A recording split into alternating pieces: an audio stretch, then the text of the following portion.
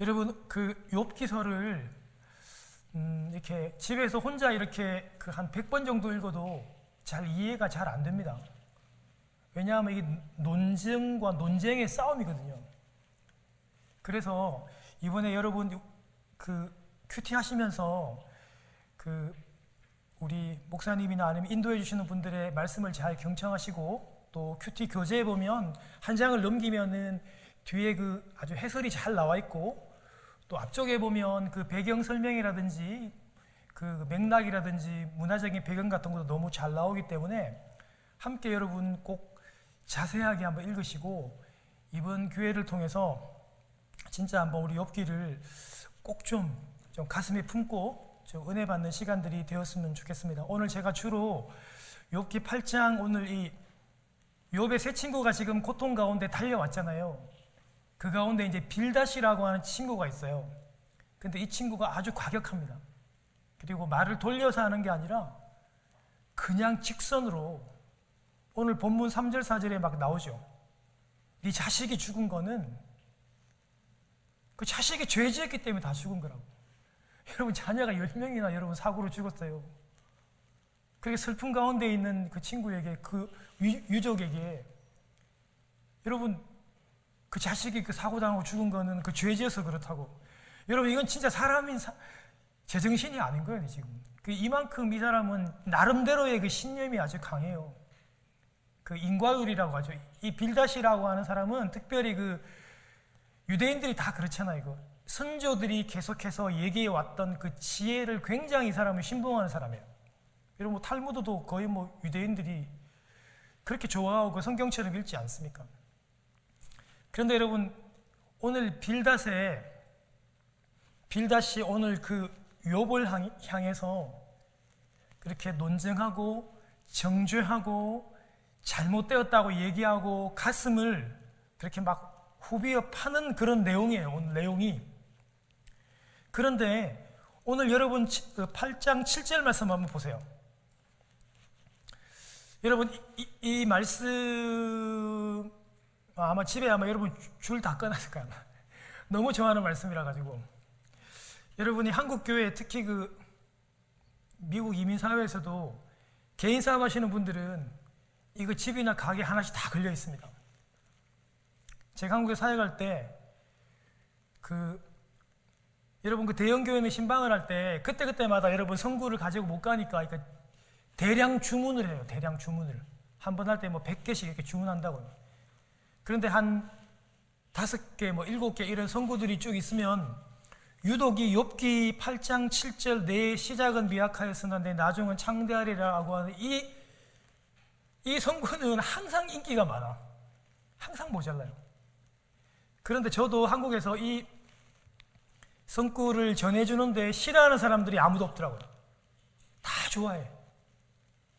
내 시작은 미약한데, 내가 지금 하는 사업은 좀 약한데, 출발은 좀 미약한데, 내가 열심히 노력하고, 내가 열심히 기도하고, 으쌰으쌰 하면 하나님이 분명히 창대케 해줄 거야. 이런 마음을 다 가지기 때문에 너무 여러분 이 성구를 좋아해요. 그리고 막 여러분 집에 막 걸어놓고 막 그렇게 하지 않습니까? 그렇죠? 그런데 여러분 제가 지난번에 조금 여러분들에게 말씀을 드린 적이 있잖아요. 저도 여러분 이거 그 신방 가면서 이 성구를 가지고 그분에게 말씀을 줄 때 저도 참 고민이 참 많았어요.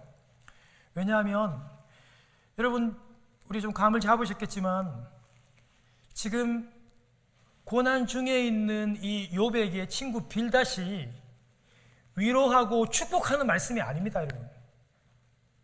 이 말은 축복의 말로서 그렇게 은혜 받을 말씀은 사실은 아니에요. 어떻게 보면. 그런데 여러분 한국교회 목회자들이 요거를 여러분 딱 잘라와가지고, 왜냐하면 이제 개업하고 이제 막 장사를 시작하는 그 사람한테는 이게 너무 잘 맞는 거예요. 어떻게 보면 제목적으로 딱 볼 때.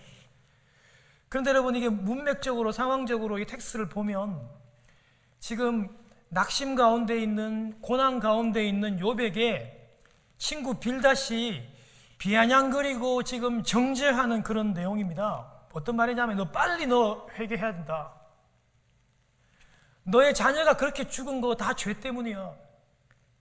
그리고 너 자녀가 다 죽고 부인이 멀리 가고 너 재산을 다 잊어버린 것이 다른 게 아니라 너 죄 때문이라니까. 너 죄 때문에 빨리 회개해야 돼. 너 지금은 다 잃어버리고 아무것도 없잖아, 그렇죠?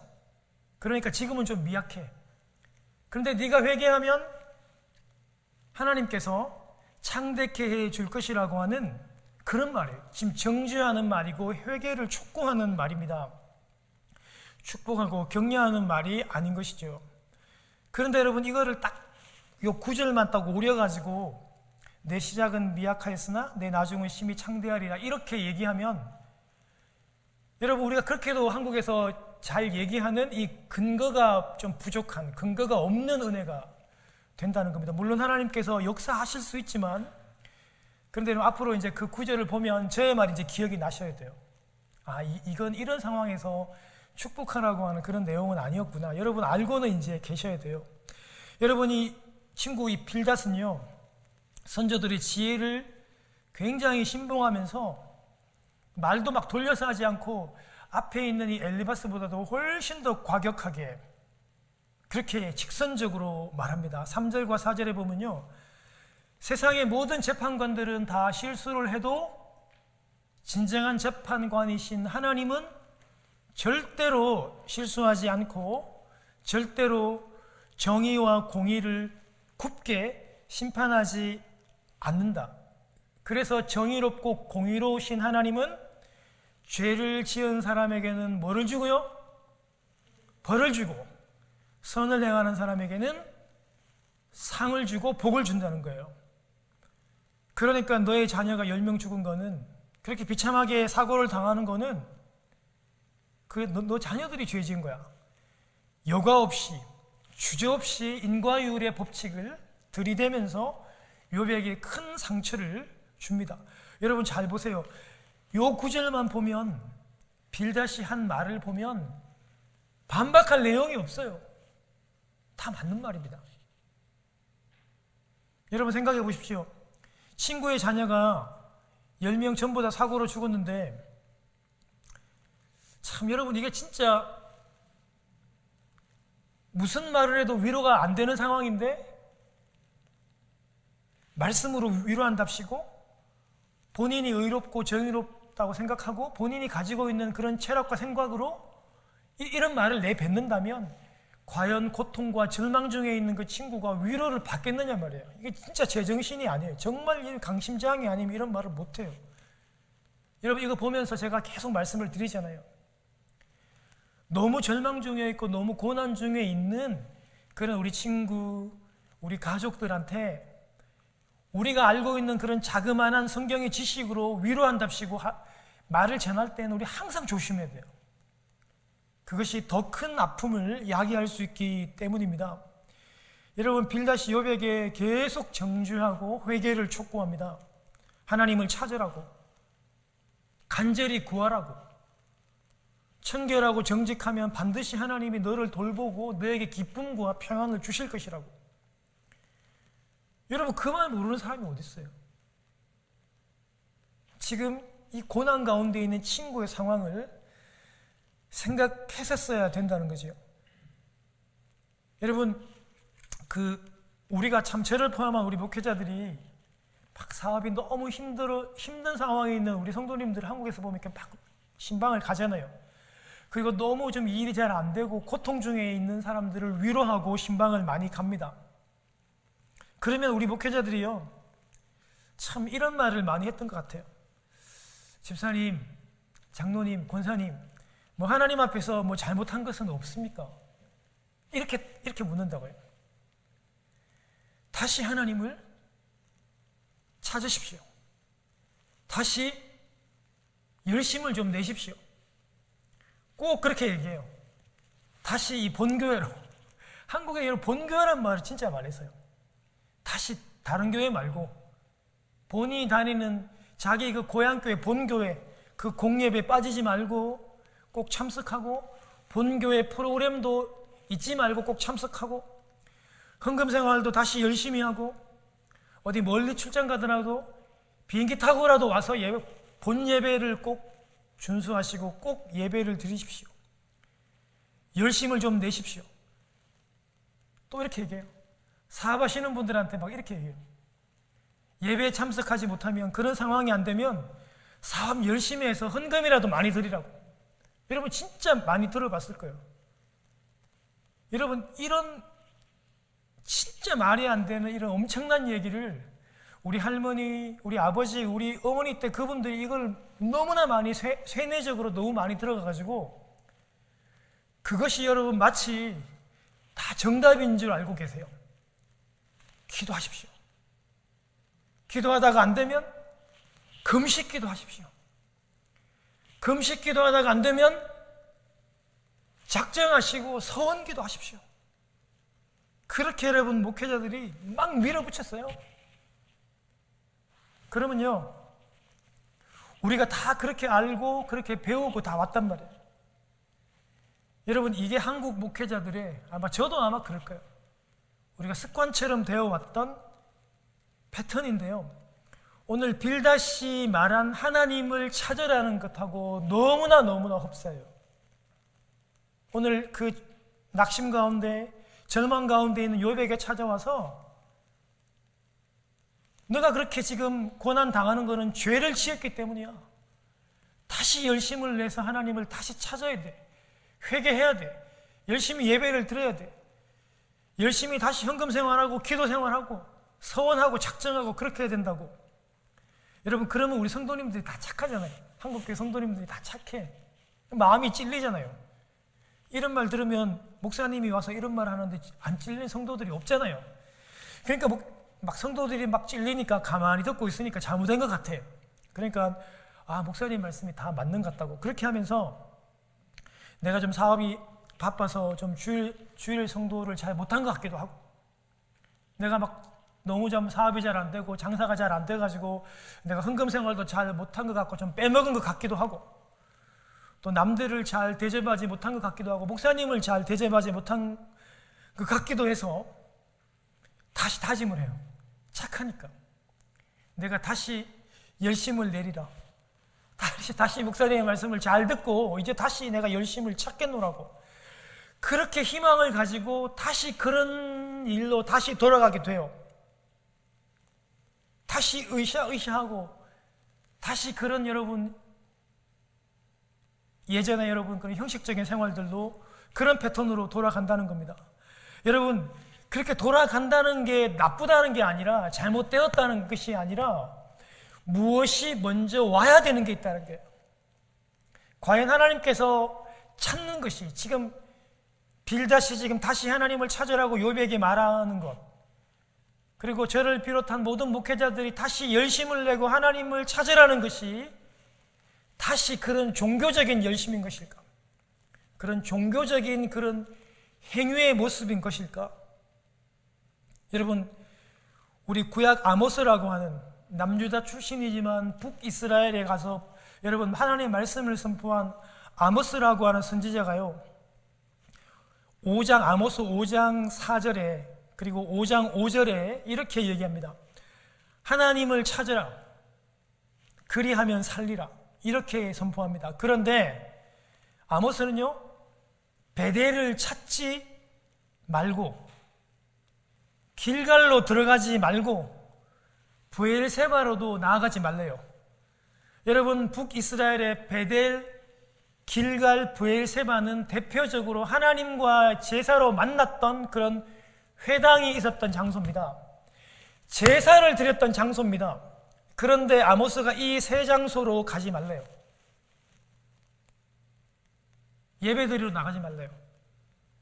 하나님의 선지자가 이런 말을 하니까 두드려 맞고 핍박을 당하죠. 죽임을 당하죠.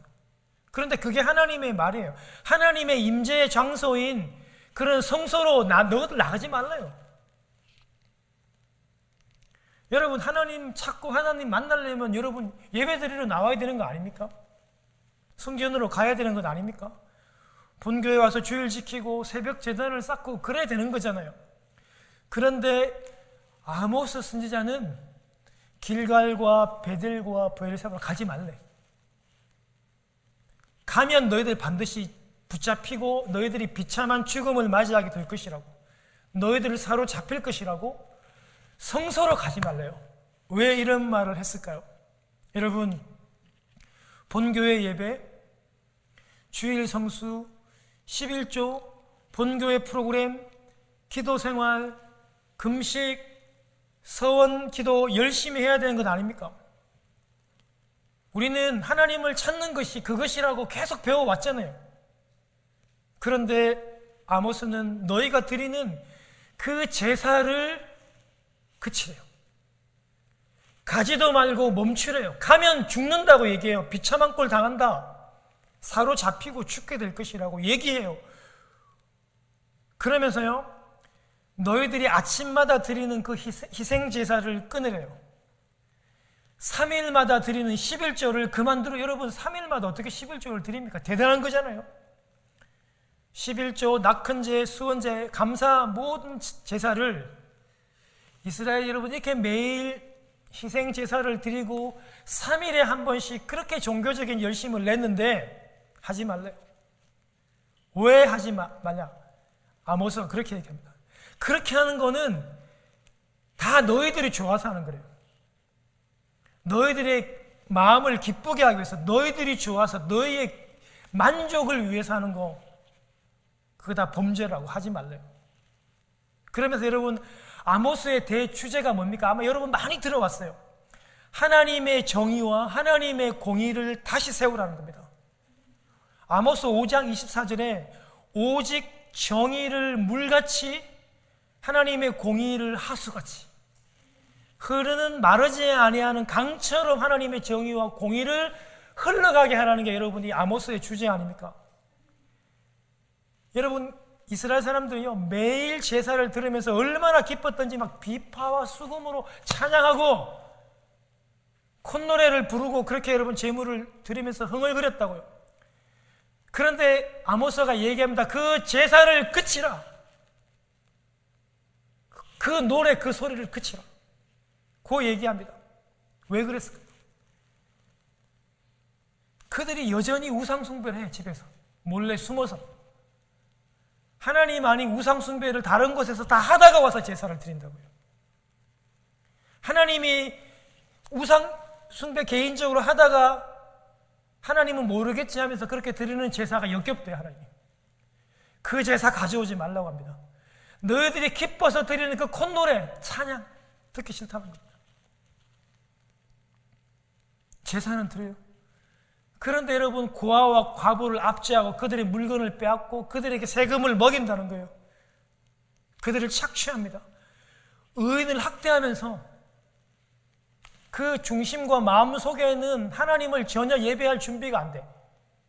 가난한 사람들을 압제하고 의인들을 핍박하고 죄인들과 손을 잡고 우상숭배는 몰래 다 하면서 공식적으로는 거룩하게 예배를 드리고 막 콧노래를 부르면서 찬양하니까 하나님이 그게 역겹대요. 그래서 아모스도 그 제사를 드리는 그 베델, 브엘세바로 가지 말라고 하는 겁니다. 그렇게 하기 전에 먼저 하나님의 정의와 하나님의 공의를 먼저 세우라는 겁니다. 우상숭배하지 말고 가난하고 힘든 사람들을 먼저 돕고 의인들을 핍박하지 말고 너희들이 예배하라고 그렇게 얘기하는 겁니다. 여러분, 예레미야 7장에 보면요, 1장 7절까지 보면 선지자가 아예 여러분 제물을 드리러 오는 그 정문을 막습니다. 문을 막아놓고 얘기해요. 들어오는 사람들을 향해서 말합니다. 여호와의 성전, 여호와의 성전, 여호와의 성전, 3번 얘기합니다. 여호와의 성전, 여호와의 성전, 여호와의 성전이라고 말하는 그 거짓말을 너희들이 믿지 말래요. 그거 다 거짓말이래요. 너희들이 하나님의 공의와 정의를 무시하고 우상숭배하고 고아와 과부를 압제하고 성소에 와서 드리는 너희들의 모든 제사와 예배는 다 거짓이라고 그렇게 얘기하면서 하나님의 공의와 정의를 먼저 회복하라고 얘기하는 겁니다. 여러분, 이 말씀이 바로 구약 모든 선지서의 다 주제고 다 핵심입니다. 하나님의 의, 하나님의 정의, 하나님의 공의를 먼저 회복하고 하나님 앞에 예배하고 제사하라는 겁니다. 사랑하는 여러분, 여러분은 하나님을 어떻게 찾아가십니까? 이스라엘 백성처럼 하나님을 그렇게 찾지는 않으시는가요? 사랑하는 성도 여러분, 여러분 지금 고통 중에, 고난 중에 계십니까? 맞죠, 여러분? 매일매일이 고난 중이죠, 그렇죠? 우리가 이 고난 중에 먼저 하나님의 이 말씀하시는 그 의, 공의, 정의, 하나님의 나라를 먼저 구하는 저희들이 되어야 한다는 것입니다. 그리고 난 다음에 우리의 이 예배를 드릴 때 하나님께서 진정으로 이 예배를 받으시는 겁니다. 여러분, 계속해서 하나님께서 말씀하시는 하나님의 의는, 여러분, 하나님을 정직하게 우상숭배하지 않고 하나님을 정직하게 예배하는 것이고, 가난하고 힘든 사람들을 돌아보고 그를 돕는 것이고, 여러분, 이 이웃을 돕고 하나님을 바로 경배하는 이 균형을 잘 맞추어 가는 겁니다. 여러분, 빌닷이라고 하는 사람이요, 그 역사와 그 전통을 굉장히 강조해요. 그리고 오늘 자연의 이치로 욥을 아주 직선적으로 강하게 공격을 합니다. 오늘 저희들이 7절까지 읽었지만 8절부터 마지막 절까지는요, 그 전통과 자연의 이치를 가지고 와서 공격합니다. 여러분, 유대인들이 특별히 그 조상들의 지혜를 성경만큼 좋아하지 않습니까? 율법만큼. 그런데 그 선조들의 그 전통과 그 지혜를 들으라고 해요. 여러분, 물론 맞는 말이죠. 역사가 정언한다. 사람들이 막 마치 그 진리처럼 이해하기도 해요. 그런데 여러분, 그걸 부정할 필요는 없지만요, 여러분, 역사가 다 옳은 것은 아닙니다. 역사는 항상 살아남은 자, 승자의 편입니다. 여러분, 역사가 어떻게 보면 진리는 아닙니다. 진리는 오직 예수 그리스도 하나님 이외에는 진리는 없습니다. 역사와 전통이 진리여서 살아남은 것이 아니라 살아남아서 진리라는 그런 경우를 우리는 많이 발견하게 되는 것이죠. 그러면서 여러분, 빌닷이 이 예를 들어요. 여러분, 그 왕골 알죠? 큰 2.5m나 되는 큰 이 왕골, 다 갈대입니다. 이 갈대가 물이 없는 곳에서 어떻게 크냐는 거예요. 맞죠? 여러분, 이렇게 막 진짜 2.5m면 얼마나 큽니까? 이런 갈대가요, 한순간에는 이렇게 무성하게 확 자라지만 어떻게 해요? 한순간에는 또 빨리 확 꺾이고 확 진다는 거예요. 하나님을 잊어버리는 인생이 그렇다는 거예요. 여러분, 맞죠? 반박할 수 없죠, 그렇죠? 자연의 이치니까요. 갈대가 그런 것처럼 하나님을 떠난 사람, 그 죄인들이 다 그렇다는 거예요. 욥이 네가 그렇다는 거예요. 네가 동방에 지금 막 거부고 의인이고 가장 유명한 사람이었는데 하루아침에 갈대가 확, 여러분, 가을 되면은 확 그렇게 꺾이고 지는 것처럼 네가 그렇다는 거예요. 그리고 여러분, 또 거미줄을 얘기해요. 여러분, 거미줄 손가락으로 이렇게 누르면 쉽게 거미줄이 끊기잖아요. 맞습니다. 반박 못합니다. 그리고 여러분, 그 물을 잘 먹은 가지, 얼마나 푸르르고 여러분 싱싱해. 햇빛을 잘 먹은 가지, 그리고 여러분 그 돌 틈 사이사이에 뿌리를 잘 내린 그런 뿌리, 제법 튼튼해 보이는 그 뿌리. 그런데요, 한순간에 여러분 다 뽑힌다는 거예요. 이게 무슨 말이냐면, 하나님을 잊어버리는 그 악인이 이렇게 한순간에 다 뽑혀지게 되고 그 거미줄 같이 그렇게 연약한 존재라는 것을 얘기하는 거예요.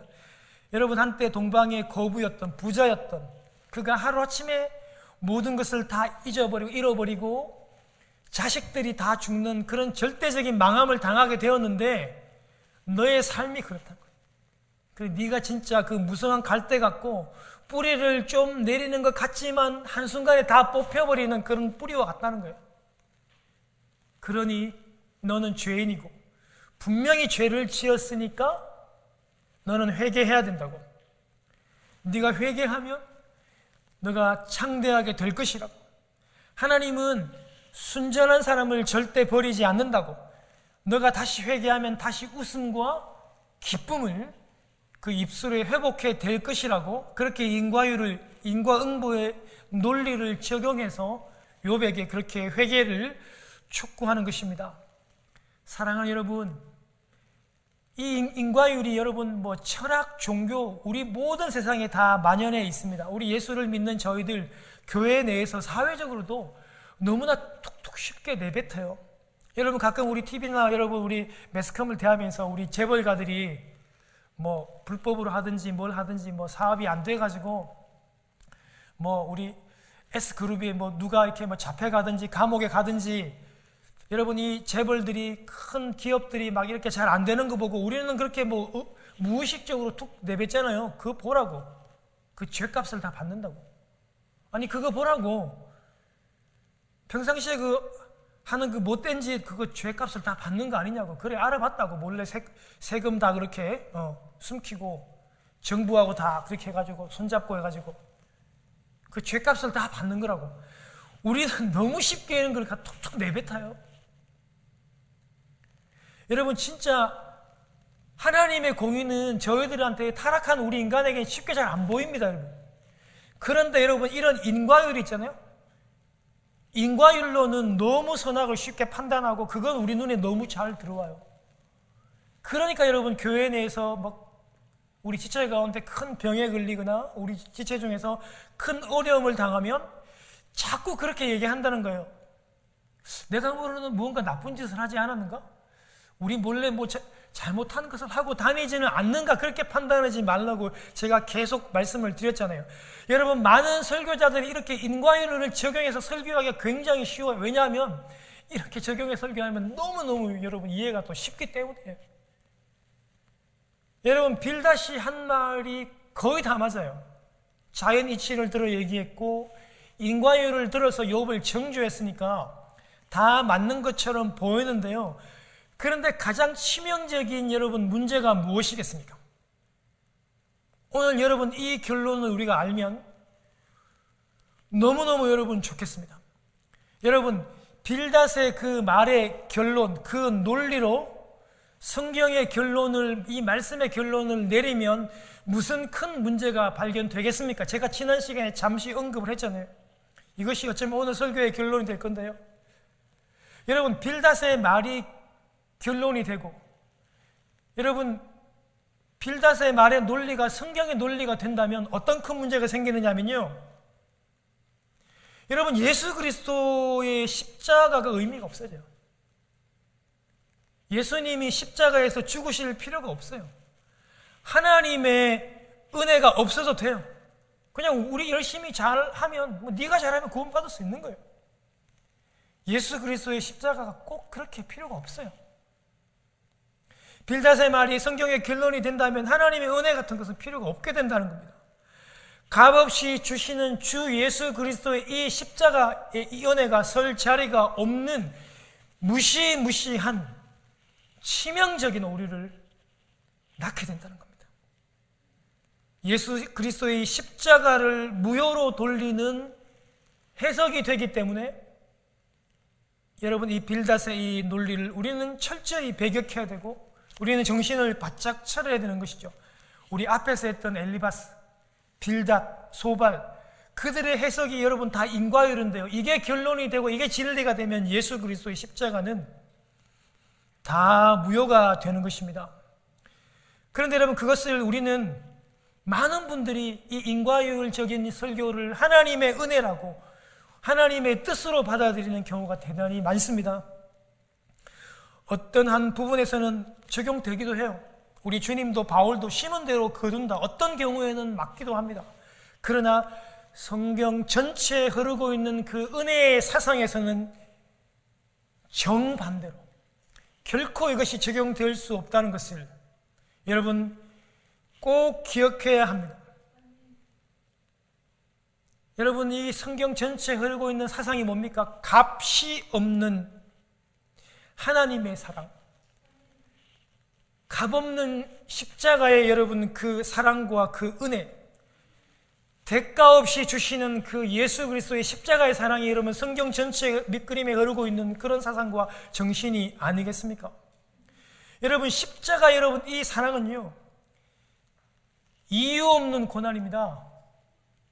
여러분 집중하셔야 돼요. 십자가의 사랑은요 이유 없는 고난이고 진정한 의인의 고통이고 죽음이에요. 여러분, 우리가 인과율로 이 목사인 저에게 적용하면 제가 어떻게 구원받습니까? 죄를 지은 사람이 죽는데요, 여러분. 벌을 받는데요. 그럼 전 죽어야죠. 제가 어떻게 구원받아요? 인과율로 그리스도의 십자가를 설명할 길이 없어요. 여러분, 이런 인과율로 지금 욥이 당하고 있는 이 고난을 설명 못해요. 이유 없이 당하는 고난을 설명 못합니다. 예, 그런데 마귀가 여러분 교묘하게 이 작전으로 우리를 속이고 이런 인과율의 잣대를 들이대면서 우리를 예수 그리스도의 십자가의 사랑과 자꾸 떨어지게 만드는 거죠. 여러분, 이 사실을 여러분 꼭 숙지하시고, 우리는 진짜 이 뒷머리가 막 뻐근하고 머리털이 바짝바짝 서야 되는 그런 큰 일이라는 겁니다. 하나님의 그 사랑의 구원을 그냥 우리 하기 나름입니까? 여러분, 그런 겁니까? 이렇게 인과율로 이 구원을 적용하면요, 구원받을 사람은 아무도 없습니다. 죄 지은 우리는 영원히 살아날 길이 없는 것입니다. 대신 예수님이 십자가를 지시지 않아도 되는 것이고요, 하나님의 은혜가, 예수님의 은혜가 개입할 틈이 없어지는 진짜로 무시무시한 내용이 되는 것입니다. 여러분, 이 친구들 3명이요, 일방적으로 여러분 이런 인과율을 진리처럼 주장하고 선포하고 있다는 것을 여러분 잘 기억하시기를 바랍니다. 여러분, 우리 설교를 정리하면서 제가 오늘 여러분들에게 시편 우리 88편을 여러분들에게 제가 한번 읽어드릴게요. 여러분, 이 시편 그 88편은요, 악인과 고난에 대해서 어떤 그 결론이 안 납니다. 의인으로 고통이 그냥 의인이 고통을 받는 것으로 그냥 이 시편이 그냥 끝나버리는 겁니다. 여호와 내 구원의 하나님이여, 내가 주야로 주 앞에 부르짖었사오니 나의 기도가 주 앞에 이르게 하시며 나의 부르짖음에 주의 귀를 기울여 주소서. 무릇 나의 영혼에는 재난이 가득하며 나의 생명은 스올에 가까웠사오니 나는 무덤에 내려가는 자같이 인정되고 힘없는 용사 같으며 죽은 자 중에 던져진 바 되었으며 죽임을 당하며 무덤에 누운 자 같으리다. 주께서 그들을 다시 기억하지 아니하시니 그들은 주의 손에서 끊어진 자니이다. 주께서 나를 깊은 웅덩이와 어둡고 음침한 곳에 두셨사오며 주의 노가 나를 심히 누르시고 주의 모든 파도가 나를 괴롭게 하였나이다. 주께서 내가 아는 자를 내게서 멀리 떠나게 하시고 나를 그들에게 가증한 것이 되게 하셨사오니 나는 갇혀서 나갈 수 없게 되었나이다. 곤란으로 말미암아 내 눈이 쇠하였나이다. 여호와여, 내가 매일 주를 부르며 주를 향하여 나의 두 손을 들었나이다. 주께서 죽은 자에게 기이한 일을 보이시겠나이까? 유령들이 일어나 주를 찬송하리까? 주의 인자하심을 무덤에서, 주의 성실하심을 멸망 중에서 선포할 수 있으리까? 흑암 중에서 주의 기적과 이즘의 땅에서 주의 공의를 알 수 있으리까? 여호와여, 오직 내가 주께 부르짖으오니 아침에 나의 기도가 주 앞에 이르리이다. 여호와여, 어찌하여 나의 영혼을 버리시며 어찌하여 주의 얼굴을 내게서 숨기시나이까? 내가 어릴 적부터 고난을 당하여 죽게 되었사오며 주께서 두렵게 하실 때 당황하였나이다. 주의 진노가 내게 넘치고 주의 두려움이 나를 끊었나이다. 이런 일이 물같이 종일 나를 애우며 함께 나를 둘러쌌나이다. 주는 내게서 사랑하는 자와 친구를 멀리 떠나게 하시며 내가 아는 자를 흑암에 두셨나이다. 아무리 부르짖어도, 아무리 하나님께 간구해도 내 상황이 지옥 같다는 거예요. 그런데 하나님이 들어주시거나 회복해 주시거나 손을 잡아줬다는 그런 내용들이 없어요. 그냥 의인이 그냥 끝까지 고통을 당하는 그런 내용입니다. 여러분, 이런 내용이 성경의 시편 가운데 많이 있습니다. 그런데 우리가 잘 못 보죠. 우리는 항상 인과율의 어떤 그런 잣대를 가지고 이 성경을 보기 때문입니다. 여러분, 또 진짜 의인이 간구함을 성취되지 않고 버림당하는 여러분 자리가 어디입니까? 바로 주님의 십자가잖아요. 의인이 버림당함으로 끝이 나버립니다. 하나님이 끝내 예수님을 돌아보지 않습니다. 예수님의 그 십자가에서 우리 주님이 하나님께 부르짖잖아요.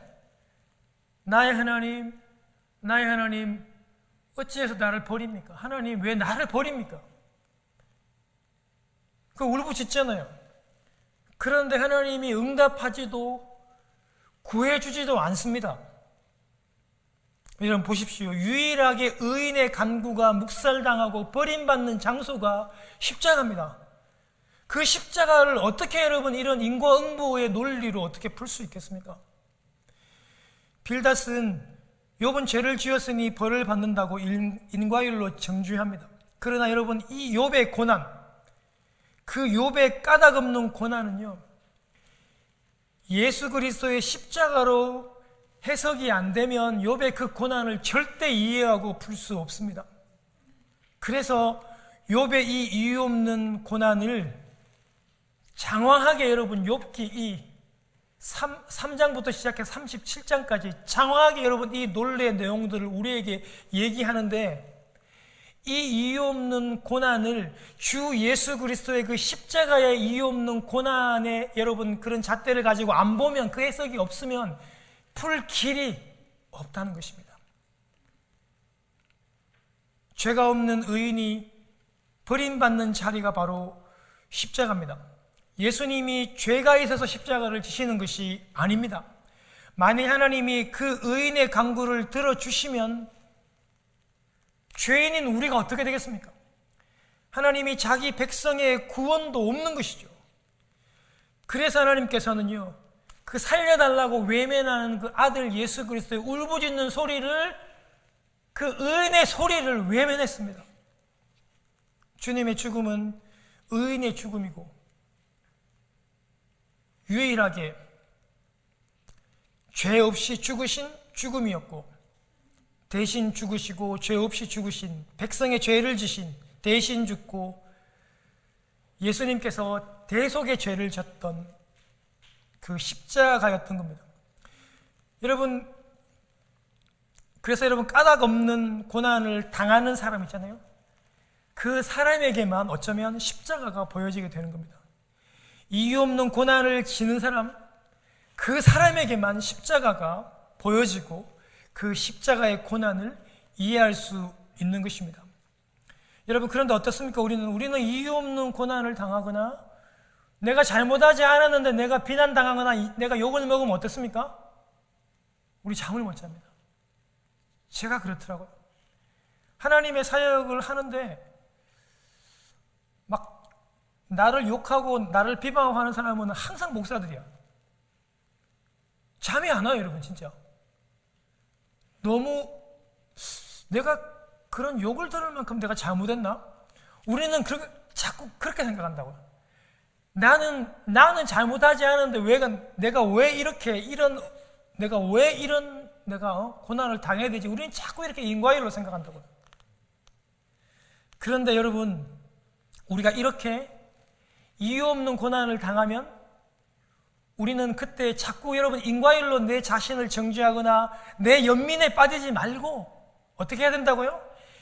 이유 없이 고난당하시고 나를 위해 죽으신 그 의인의 십자가, 그 예수 그리스도를 바라보아야 한다는 사실입니다. 사랑하는 성도 여러분, 우리가 지금 고난 중에 있습니까? 낙심 중에 있습니까? 뭐 잘 안 됩니까, 여러분? 의인이면서 죽으신 그 십자가의 예수 그리스도를 바라보시면서 여러분 이 위기를 극복하시기를 바랍니다. 여러분, 베드로전서 2장에 우리 지난번 설교할 때 우리 한번 봤는데요, 베드로 사도는요 십자가를 거꾸로 졌죠, 그렇죠? 거꾸로 통과한 베드로 사도가 여러분 무엇을 얘기합니까? 베드로전서 2장 19절에 이렇게 얘기합니다.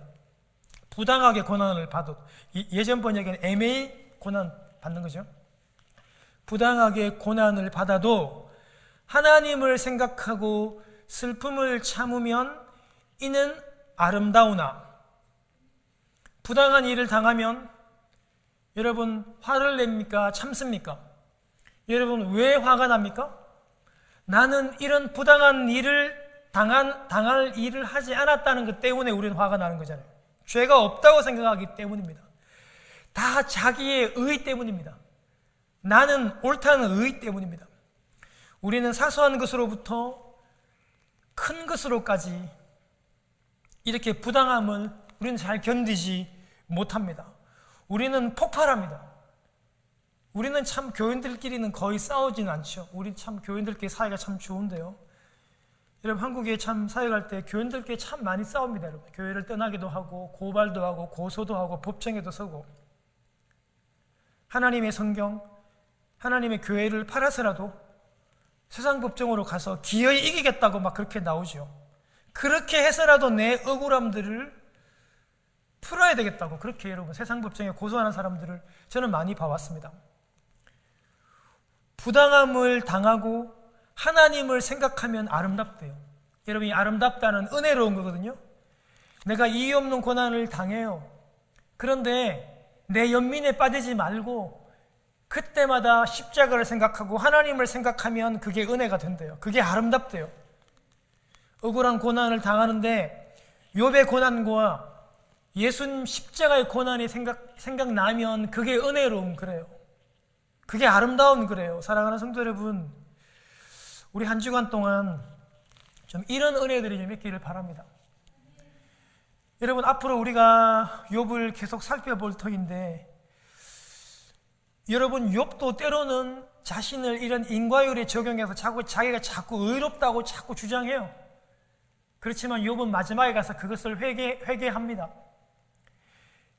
마지막에 가서는 그 예수 그리스도 하나님을 바라보게 되는데요, 내가 잘못하지 않아도 내가 여러분 고난을 당할 수 있습니다. 내가 죄를 짓지 않아도, 남을 해하지 않았는데도 내가 시험 당할 수 있고, 내가 좌절하고 내가 고통 당할 수 있습니다. 그럴 때마다 우리는 애매히 고난을 당할 때 어떻게 해야 되냐면, 잠이 안 오고 심장이 떨리고 내가 불면증이 빠지고 우울증에 빠진다고 해도 그 상황 가운데 죄 없이 죽으신 예수 그리스도 바라보고 이걸 참고 이겨나가면 그 모습이 하나님께서 말씀하시기를, 얘야 그게 아름다운 거야, 그게 은혜로운 거야, 그렇게 얘기하는 겁니다. 이런 삶으로 우리 한 주간 동안의 고통을 이겨나가신 여러분 되시길 주님 이름으로 축원합니다. 우리 기도하겠습니다.